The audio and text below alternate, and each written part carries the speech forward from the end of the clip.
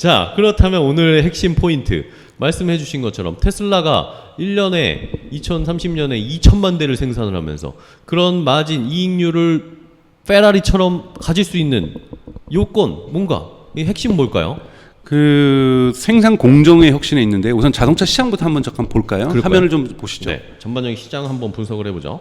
네, 화면을 보시면 지금 세계 2022년 기준, 2020년도 나와 있고 2021년도 갖고 있어요. 그러니까 판매 대수 기준으로 해서 가장 큰 기업은 폭스바겐이 아니라 토요타입니다. 토요타가 약 1000만 대 가까이인 950만 대를 팔았거든요. 꾸준하게 950만 대는 팔고 있어요. 그렇네요. 여전히 글로벌 1위 기업이에요. 아무리 지금 전기차 못 만들어가지고 그쵸. 허덕거리고 있지만 물론 토요타의 미래는 저는 어둡다고 봐요. 네. 그러니까 950만 대를 만들면서 전기차를 거의 못 만들고 있다는 여전히 것 자체가 프리우스는 많긴 합니다. 그죠? 네, 근데 계속해서 3년 연속으로 해서 1위를 유지하고 있고 3년 연속이 아니죠. 사실은 1910년대부터 계속해서 1위를 계속해서 유지하고 있고 그 2위를 유지하고 있는 기업이 폭스바겐이죠.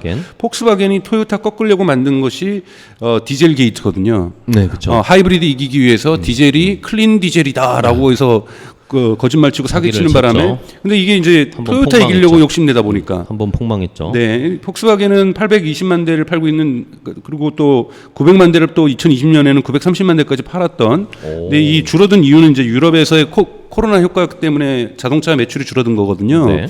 그러니까 폭스바겐도 900만 대를 넘게 만든 적이 판매한 적이 있습니다. 대단히 엄청난 기업이라고 그렇죠. 볼 수가 있고요. 네네. 여기에 여러분들 알치는 아우디라든지 또는 뭐 포르쉐라든지 그렇죠. 람보기니 그룹, 람보기니 이런 것들 뭐 다 들어가 있고 대형 버스에서는 만이라든지 MAN이라든지 그쵸, 뭐 그쵸. 스카니아라든지 뭐 이런 식의 버스 회사들도 트럭 회사들도 많이 포함되어 있습니다. 네. 그리고 이제 세 번째는 여러분도 박수 쳐야 될 자랑스럽습니다. 좋아하시는 현대기아차가 3위를 하고 있습니다. 네. 3위를 지금 3년 연속 하고 있는 것은 야. 600만 대가 조금 넘는 건데 보면 재밌는 건 여러분들 현대기아차가 작년에 전기차를 판 게 100만 대가 조금 미달돼요. 네. 근데 실제로 현대기아차는 600만 대 가까이를 내연기관에서 팔아서 매출을 낸 거죠. 네. 그러니까 아직까지는 현대기아차가 지금 실수하고 있는 거는 이 600만 대, 그러니까 700만 대에 육박하는 비율 중에서 전기차 비율이 너무 10%밖에 안 된다. 너무 작다. 10%를 조금 넘는다. 이건 좀 문제가 있다고 좀 보고 있고요. 네. 스텔란티스는 여러분들 아시는 것처럼 미국의 크라이슬러하고 이탈리아의 피아트하고 그다음에 프랑스의 뭐죠? 그 푸조하고 시트로행 요 기업들이 합병을 한 대단히 큰 스텔란티스. 기업입니다. 네. 그러다 보니까 자동적으로 세계 4위 기업으로서 이미 등극을 해버린 거고요. 그 다음에 이제 미국의 GM이 있고, GM이네요. 그 다음에 포드, 혼다, 닛산, BMW, 그 다음에 이 샹간 어디에요 이거? 저도 죄송합니다. 이런 샹간이라는 회사를 처음 봐서 아마 인도 회사가 아닐까라는 느낌. 중국 회사는 아닐 것 같고요. 그 다음에 르노가 있고요. 르노. 그 다음에 메르세데스가 있고, 메르세데스. 그 다음에 수즈키가 있고, 그 다음에 중국의 진리가 있고, 이 그 다음에 테슬라예요. 테슬라. 근데 테슬라를 보면 여러분도 아시는 것처럼 2021년에는 18위, 2020년에는 27위. 그러니까 판매 대수는 대단히 낮아요. 근데 이제 140만 대 정도 판 거잖아요. 네. 근데 성장률을 보십시오. 테슬라의 40%, 83%, 47%예요. 이건 엄청나게 생산량에 있어서 지금 테슬라의 재고가 많지는 않기 때문에 생산 이코로 딜리버리거든요. 바로. 그렇다면은 이 생산량이 이러한 정도 40%, 83%, 47%는 지금 여기에서 보는 15위까지 기업 중에는 아무데도 없어요. 그럼 폭증하는 수준입니다. 네, 거의. 네, 폭발적으로 폭증하는 거죠. 물론 뭐 스텔란티스가 23%가 있었던 건 이건 합병 효과라고 저는 보고 있고요. 네네. 그래서 이런 식으로 폭증하고 있다. 자, 이런 것을 어떻게 그렇다면은 이 페라리 같은 마진율을 받고 있고 이번에 인베스터데이 때 이런 단어가 나왔어요. Next Gen Vehicle. 이게 뭐냐면 Next Generation Vehicle인데 네. 두 가지 의미를 가지고 있습니다. 하나는 모델 2를 만들겠다라는 거고 저가형 모델을 만들겠다라는 거고 세 번째는 모델 3도 이제 Next Gen Vehicle이 되게 만들겠다. 모델 Y도 Next Gen Vehicle이 되게 만들겠다. 그러니까 즉 업그레이드를 할 거라는 건데 업그레이드를 갖다가 외형상의 디자인이라든지 기능상의 업그레이드 하긴 해요. 모델 3는 올해 말부터는 아마 완전히 새로운 그래서 지금 벌써 이제 걸렸거든요. 그러니까 이렇게 막 자동차들이 이렇게 헝겊 같은 걸로 이렇게 가리면서 운전하잖아요. 네네. 디자인 안 보여주려고. 이게 모델 3가 이미 좀 언론에 보도가 됐어요. 그래요? 그래서 모델 3 같은 경우에도 완전히 새로운 디자인으로 곧 나올 거다라는 이야기들이 지금 많이 있습니다. 그래서 근데 이런 것들을 넥스트젠 베이클로 만들려고 지금 하고 있어서 네. 예를 들면 3월 19일부터 상하이 공장이 1주간인가 2주간인가 다시 문을 휴가를 보내거든요. 그 이유가 뭐냐면 넥스트젠 베이클로 가기 위한 다 바꾸는 건 아니야. 일부 수정. 그러니까 한꺼번에 다 수정하기에는 시간이 너무 많이 소요되니까 이렇게 중간중간 1, 2주씩 한 번씩. 그거 뭐냐면 1, 4분기 실적을 충분히 창출할 수 있을 정도로 1, 2월에 많이 생산했다라는 거예요. 아, 그 뜻도 있습니다. 그런 의미도 있겠네요. 네, 그러니까 이미 1, 다 2월에 채웠다. 목표들이 다 채워졌고 3월 달에 조금 쉬어도 충분히 1, 4분기 목표를 채울 수 있다라는 판단 하나에 상하이 같은 경우 3월에 쉬고 있다라고 여러분 그럴 보면 수 되는 있겠네요. 거고요. 근데 이 넥스트젠 베이클이 뭐냐라는 걸 이번에 인베스터 데이 때 발표를 했어요. 이 부분이 저는 되게 크다라는 거고. 뭘까요? 보시면 그 다음 페이지 보시면 그러니까 테슬라가 결국은 50% 자체로서 이 비용을 낮추겠다고 일론 머스크가 네, 얘기했잖아요. 그렇죠. 그러니까 2천만 대를 가더라도 비용 구조를 가지고 테슬라가 제가 이렇게 암기가 좀 떨어지네 수치가 3천만 대로 얘기를 했어요. 2천만 대. 2천만 대. 2천만 대. 2030년. 네. 2030년에 2천만 대. 2030년에 2천만 대. 맞아요. 3천만 대는 너무 많아요. 제가 2026년에 900만 대 예측해 놓고. 그렇죠. 2천만 그러니까 대입니다. 2천만 대죠. 2천만 대라는 사실은 지금 138만 대, 즉 140만 대 작년에 2022년에 만들어서 팔았는데 네. 이거를 2천만 대 만든다라는 거는 10배를 넘어서는 그러니까요. 숫자잖아요. 이러한 어마어마한 거를 하는데 비용을 50% 줄이겠다. 근데 어디서 줄이겠냐면 세 가지 요인을 만들었어요. 하나가 매니팩처링에서 즉 생산 공정에서 비용을 줄이겠다. 두 번째는 리튬을 확보하고 다음번에 우리 뭐 4680 그 배터리 대회에서도 얘기를 해보죠. 예, 배터리 좋아요, 좋아요. 그러니까 배터리 생산- 배터리에서 또 줄이겠다고 베이클 그 자체도 충분히 그러니까 단순화시키고 이렇게 해서 여기에서도 생산 비용을 줄이겠다. 지금도 단순한 건데 더 단순화시키겠다고. 더 단순화시킬 수 있다라는 거죠. 오. 네, 그래서 이 베이클 자체도 생산 비용을 그 자체가 줄어들게 만들겠다. 근데 사실은 베이클에서 줄어드는 비용하고 네. 매니팩처링에서 줄어드는 비용은 연관성이 좀 있어요. 어차피 생산 공정에서 나오는 그쵸, 거기 때문에 그쵸. 두 개가 연관이 되어 있다고 볼 수가 있습니다. 그래서 이렇게 낮추겠다라는 거고요. 이건 대단한 저는 코스트를 줄이겠다는 건 대단한 거예요. 코스트가 줄어든 만큼 여러분 이것이 마진율에 반영되는 거거든요. 그렇죠. 네. 가능할까요? 와. 가능합니다. 자, 그러면 우리가 지금부터 봐야 될 것은 공부를 해야 되는 것은 뭐냐면 잠깐 공부를 하겠습니다. 좋습니다. 자동차의 프로덕션 프로세스가 어떻게 되느냐? 보통 이런 그림으로 표현을 해줘요. 처음에 나와가지고 뭐 바디샵 들어갔다가 뭐 염색도 하고 페인트도 하고 해서 마지막에 들어가는 것이 7번이죠. 어셈블리로 가가지고 다양한 것들을 막 조립을 하게 되는 겁니다. 이런 식으로 나오는 것을 어셈블리 라인으로 작동하는 컨베이어 벨트에 의해서 이동하면서 어셈블리로 이렇게 만들어지는 조립 생산 라인으로 라인. 가는 것. 이것이 누가 처음으로 만들었을까요? 아, 이거 알았는데. 네, 이 바로 그 다음 장에 나오는 포드입니다. 포드. 포드가 1908년에 모델 T를 만들면서 모델 T를 처음부터 흔히 말하는 컨베이어 벨트에 만들지는 않았어요. 한 2년 정도가 소요되고 저렇게 되는데 이게 포드 공장 전경이에요. 재밌는 거 하나 포인트 있으면 저기 굴뚝에서 막 연기 나오고 그래요. 네네. 당시에 포드는 저 안에서요 타이어도 직접 만들었고요. 아, 이렇게 부품을 납품하는 업체들은 그 이후에 1950년대 이후에 나타나기 시작하는 거거든요. 타이어도 만들었고 유리도 만들었고요. 그래서 다 만들었어요. 자체 제작이었네. 다. 네, 다 100% 제작. 그리고 프로덕션의 생산의 깊이라고 해서 프로덕션 스텝, 프로덕션 뎁스라고도 얘기를 하는데 그 뎁스가 100%에 가까웠기 때문에 저렇게 연기 나는 공장들도 자체적으로 존재하고 있었습니다. 컨베이어 벨트가 이제 또 됐던 이유는 또 전기가 있었기 때문에 가능한 건데요. 전기가 있으면서 이제 컨베이어 벨트 가능해졌는데 이거는 이제 현대적으로 지금 재해석한 거예요. 네. 어셈블리 라인들이 이렇게 사람들이 서 있고 사람들은 서 있으면 돼요. 사람들이 이동하지 않습니다. 그쵸. 조립해야 될 물건들이 저렇게 쭉쭉 이동을 하는 이동하죠. 거죠. 저렇게 이동을 하다 보면 자기가 할 일들이 오는 거고 거기에서 타이어 낄 사람 타이어 끼고 그럼 부품 끼고. 반대편에서는 차가 좀 생산돼서 이제 나오기 시작하는 거죠. 이런 모습들을 그리는 것들 아직 뭐 뼈대만 있는 차가 보이기도 하고 다 이런 라인들이 몇 바퀴를 서로 돌면서 그렇죠. 나오다 보면 나오는 것들 이런 것이 컨베이어 벨트가 있어서 작동되는 어셈블리 라인, 조립 라인이라고 얘기를 하는 거고 그것은 테슬라가 2년 전에 무인 차량을 도입하는 이걸 바꾸기 전까지는 전 세계가 동일했어요. 그렇죠. 이거는 현대자동차도 지금도 마찬가지고 좀 더 현대화됐을 뿐이지 이 어셈블리 라인이라는 건 지금까지 한 번도 변한 적이 그쵸, 없습니다. 그쵸. 저 현대차 공장 가봤습니다. 네, 그래서 이거를 근데 바꾼 게 누구냐면 네. 린 매니팩처링, 린 프로덕션 들어보셨어요? Lean Manufacturing. 예. 또는 저스트 인 타임 Just in 매니팩처링. time. 그렇죠. 들어봤습니다. 이건 바로 이건 1970년대 토요타가 토요타 만든 거예요. 일본에서. 일본의 토요타가 린 매니팩처링을 만들면서 처음으로 자동차의 생산 공정 프로덕션 프로세스를 갖다가 혁신합니다. 프로덕션 프로세스를 혁신을 하면은요 코스트가 떨어지게 되어 있어요. 그런가요? 코스트를 떨어뜨리기 위해서 프로덕션 프로세스를 혁신하는 혁신하는 거거든요. 거겠죠, 그쵸. 그러면서 일본 차가 70년대, 80년대 미국과 유럽을 엄청 공격합니다. 팔렸죠. 그때 뭐냐면 가격은 저가인데 품질은 좋은. 그러니까 저가의 고품질 자동차로서 유럽과 미국 시장을 공략하면서 그때 유럽 시장들도 힘들지만 가장 큰 타격을 입었던 기업이 어디냐? 포드, 크라이슬러, 저기 GM이에요. 그렇죠. 그러면서 GM하고 뭐 포드나 크라이슬러가 파산 위기까지 가니 자동차 산업의 위기가 오니 했던 이유도 갑자기 자기네들은 지금 마찬가지잖아요. 테슬라가 저렇게 저가로 만들지 몰랐다라는 거잖아요. 그러니까 마진율이 높으니까 가격 전쟁도 하는 거잖아요. 네. 일본 차들이 싼 가격으로 미국 시장으로 몰려든 겁니다. 근데 그 배경에는 뭐가 있었냐면 바로 린 매뉴팩처링, 저스트 인 타임 프로덕션이 있었다라는 거예요. 이것이 없었으면 토요타가 저가로 공략할 수는 없었다라는 거거든요. 마찬가지로 테슬라가 지금 코스트를 50% 줄이겠다라는 거, 이것이 자동차 산업에서 가지고 있는 혁명적인 의미는 자동차 공장하는 사람들이 다 알아요. 토요타도 알고 있고 GM도 알고 있어요. GM은 한번 당했거든요, 토요타한테.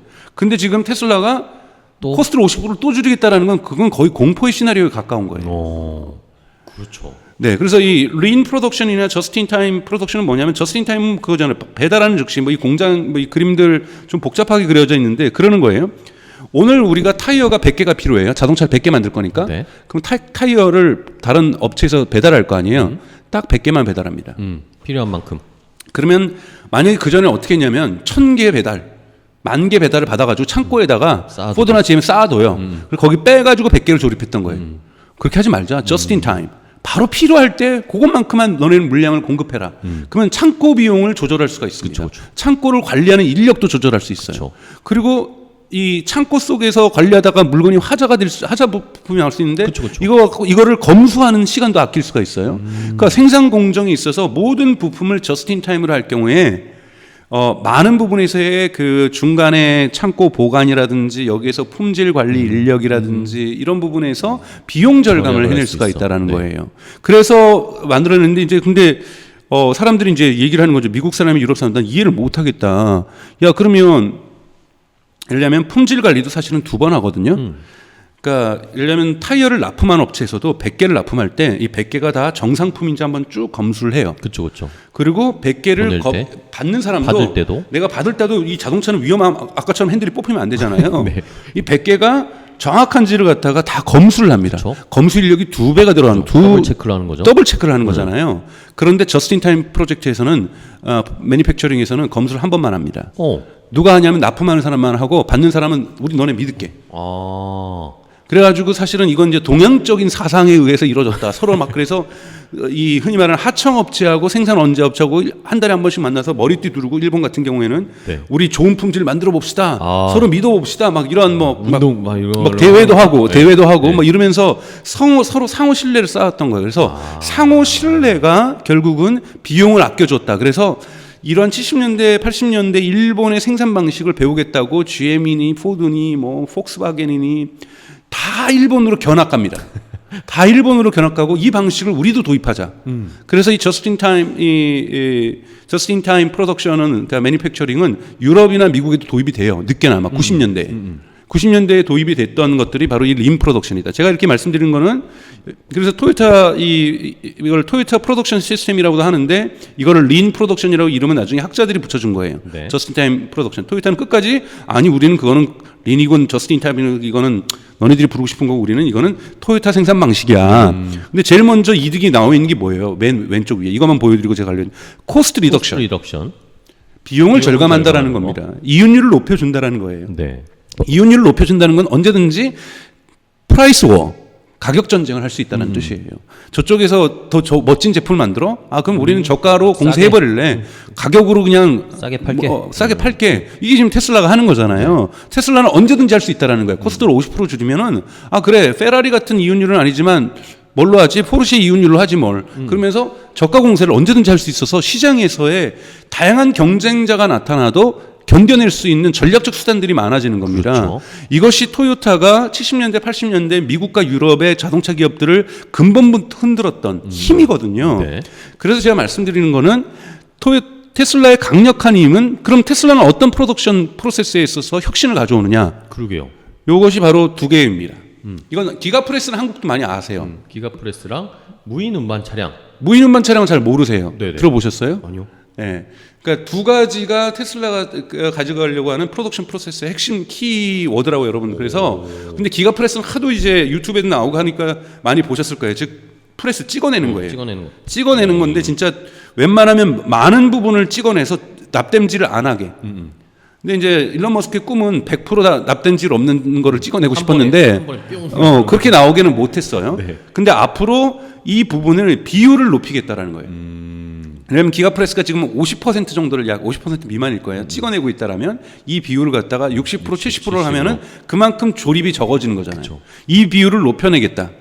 그리고 무인 운반 차량이 죽여주는 겁니다. 제가 보기에는. 죽여줍니까? 네, 기가프레스는 뭐 이런 거 뭐 이 정도의 그 뭐 멋있네요. 어마어마한 크기라는 거고 이거 실제로 얼마나 큰지를 비교하려면 앞에 사람이 서 있을 때 오, 진짜 크네. 얼마나 큰지를 아실 수 있겠죠. 저렇게 사람이 저 정도 서 있을 때 기가프레스의 크기를 가늠하실 수가 있습니다. 저거는 뭐 무슨 철강 회사 포스코에 있는 막 그런 기가프레스를 엄청 납품하는 큰 회사가 기관이에요. 따로 또 있어요. 네, 테슬라에 엄청 전문적으로. 네.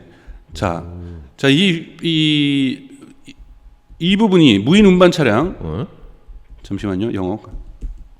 이 AGV라고 하는 AGV, 저도 잘 못 외워요. 오토메이티드 가이디드 네. 베이클. 비아클. 자, 이 보시면 이게 지금 여러분들 눈으로 보이는 것이 바로 그거예요. 근데 이게 뭐냐면 네.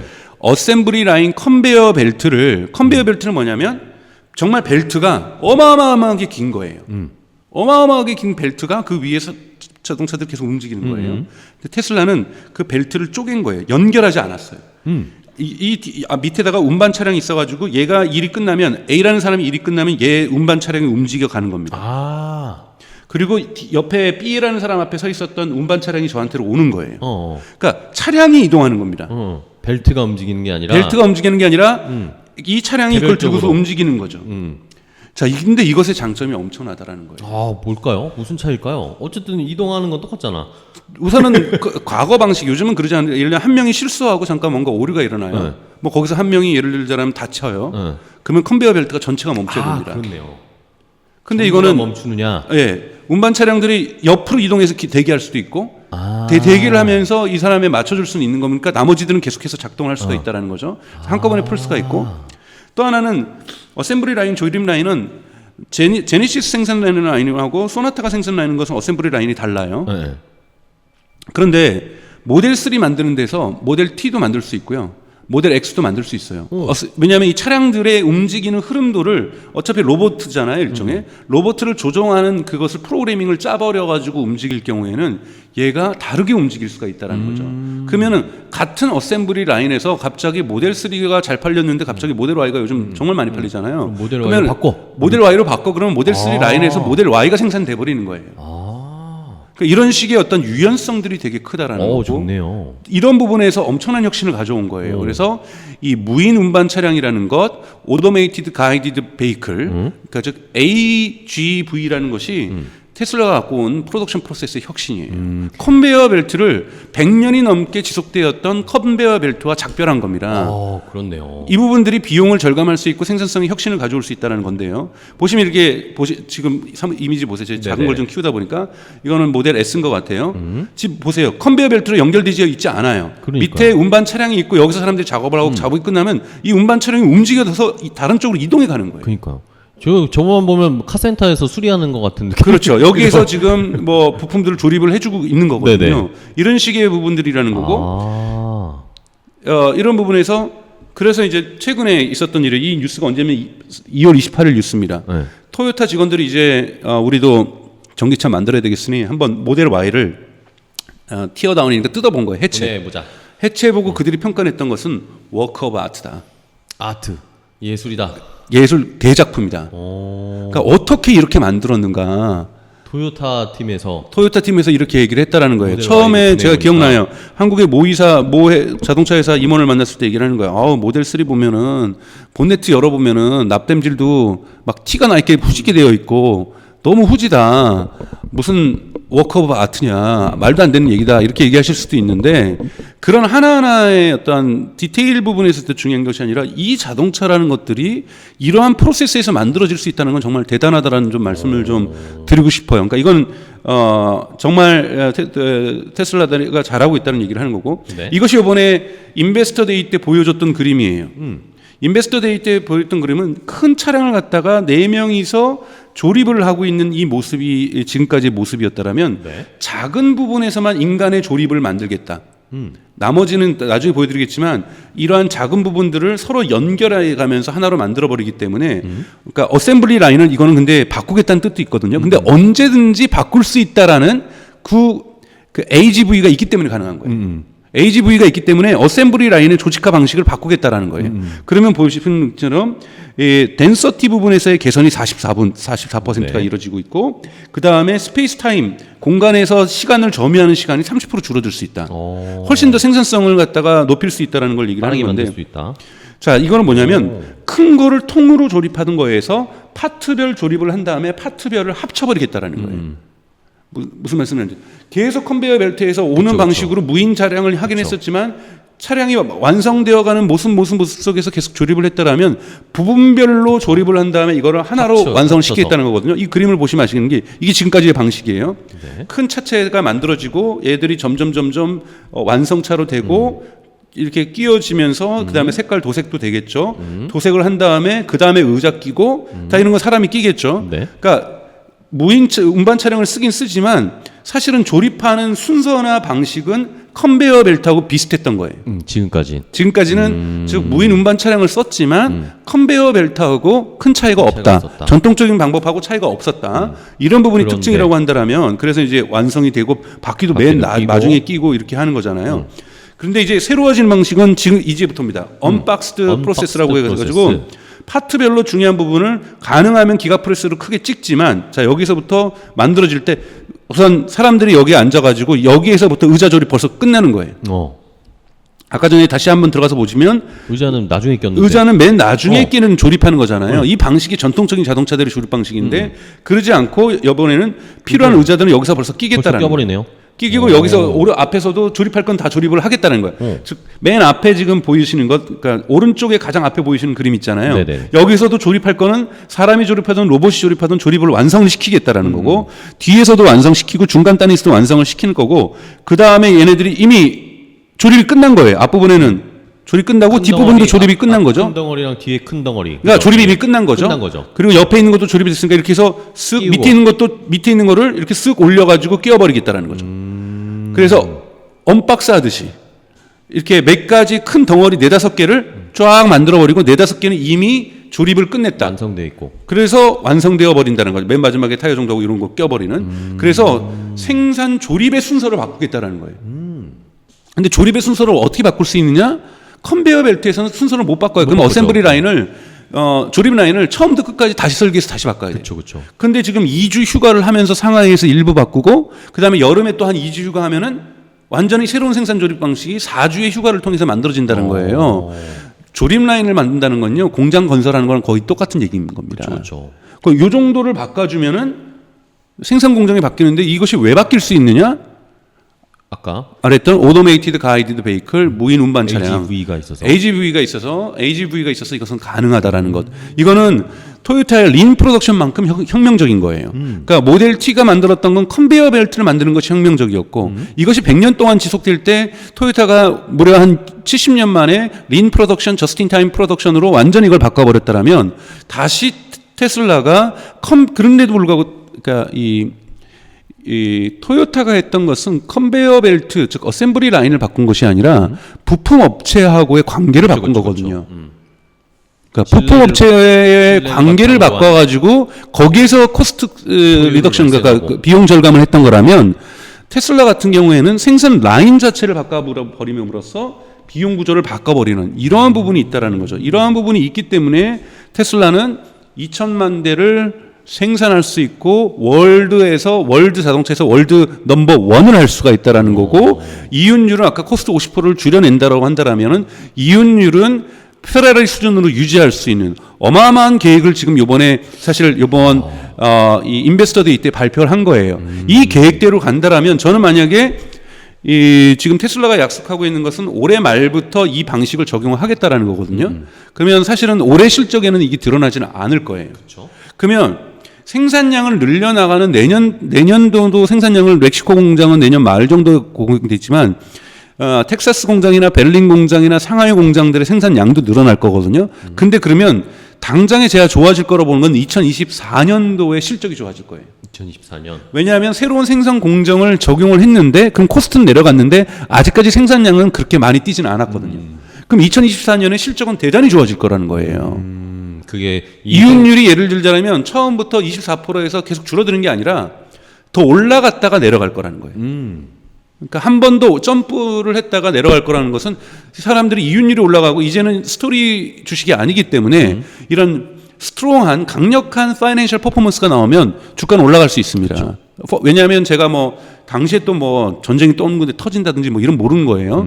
이런 주가를 제가 정확하게 예측하려는 것이 아니라 펀다멘탈 상 주가는 다시 한번 또 올라갈 수 있다는 얘기를 말씀을 드리는 거죠. 그런 부분에서 2024년에 제가 기대하는 것은 2024년에 테슬라의 이윤율은 프로핏 레이트는 충분히 더 올라갈 거다. 그러니까 즉 24가 천장이 아니었다.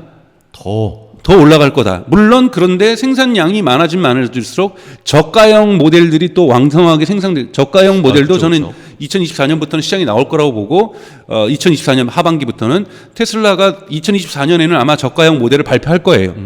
내년 정도에는 충분히 발표를 할 거고 왜냐하면 2024년 멕시코 공장에서는 저가 모델을 만들 거거든요. 그렇죠. 그렇기 때문에 2024년 12월 늦어도 2025년 1월에 멕시코 공장이 저는 가동될 거라고 보고 거기에선 저가 모델이 만들어질 거기 때문에 그 전에 발표를 할 거고요. 그 전에 발표를 할 거고 물론 뭐 그 전에 이 리세션이 진짜 경기 침체가 얼마나 지속되느냐, 경기 실제로 가느냐, 인플레이션이 계속해서 물가가 계속 상승되느냐, 이자율이 어떻게 되느냐 이런 요인들이 복합적으로 작용하기 때문에 무조건 단언할 수는 없고 거기에 맞춰서 어느 정도 유연하게 대응을 하겠지만 새로운 생산 공정을 우리는 보게 될 것이고 이건 비용을 낮출 것이다. 당장 50%를 낮추는 건 아니겠죠. 아까 말했듯이 3등분 시켰잖아요. 베이클 자체의 어떤 특성상 그러니까 구조, 모델 3 요번에 구조 바꾸는 거라든지 또는 리튬이라든지 배터리의 문제라든지 그리고 생산 공정의 문제이기 때문에 당장에 뭐 50%가 증가하는 뭐 이런 일은 아니겠지만 24%에서 30%대까지는 좀 충분히 갈 수 있다. 그리고 이윤율이 자동차가 30%로 간다라는 거는 지금까지 24%도 역사상 없었던 거지만 페라리가 있긴 했으니 이건 30%대는 페라리도 구현해 보지 못한 거예요.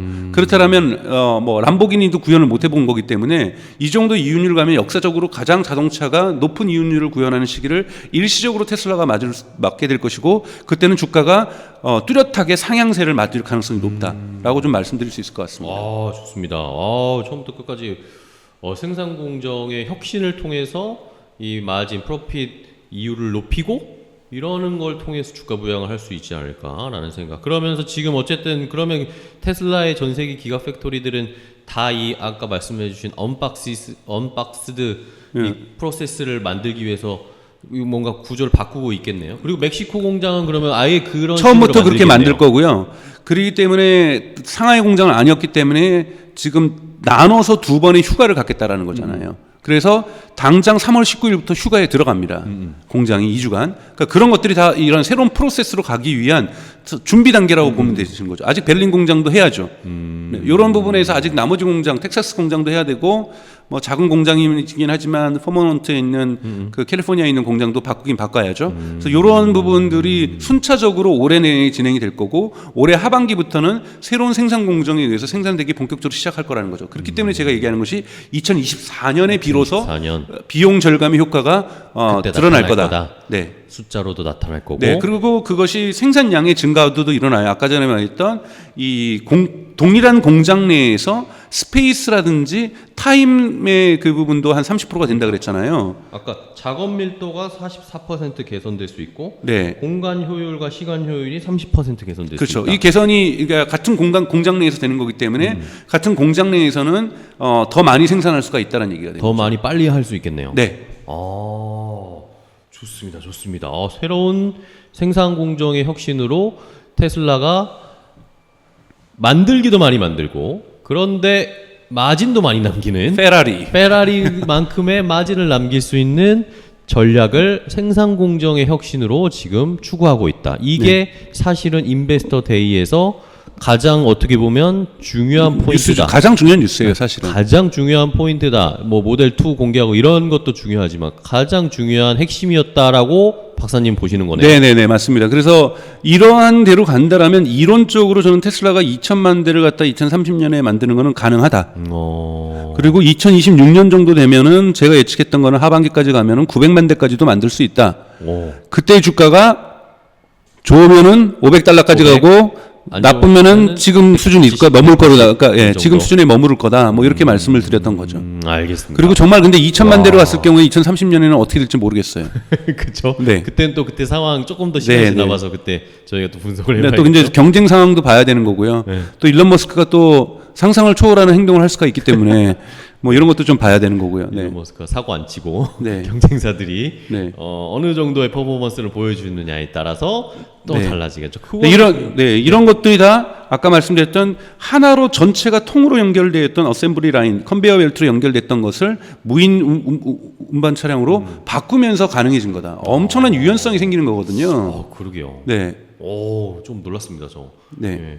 옛날에 제가 경영학 시간에 그 컨베이어 벨트와 저스트 인 타임 배웠는데 그 다음에 새로운 패러다임이 하나 나오는 거다. 그렇죠. 그러니까 자동차 역사에서도 대단히 중요한 역사예요. 제가 보기엔 이런 거는 현대차랑 이런 데도 도입을 할 거예요. 뭐 이 기술력 자체가 뭐 미션 임파서블은 아니니까. 그쵸. 이건 진짜 근데 생각을 달리하게 한 거거든요. 하나로 연결되어 있는 어셈블리 라인을 왜 계속 유지해야 돼? 끊어. 그렇죠. 누군가가 얘기했을 거야. 이걸 일론 머스크가 얘기했을지 아니면 그 밑에 있는 CTO가 얘기했을지 누가 모르겠지만 야 끊어. 그렇죠. 우리는 당연히 컨베이어 벨트가 가장 효율적이라고 생각하고 고정관념에 빠져 있는 건데 네. 그걸 누가 깬 거죠. 네. 좋습니다. 그러면 이게 사실 그런 생산 공정이 다른 제품을 만들 때도 사실 많이 적용되고 있는 게 사실이잖아요.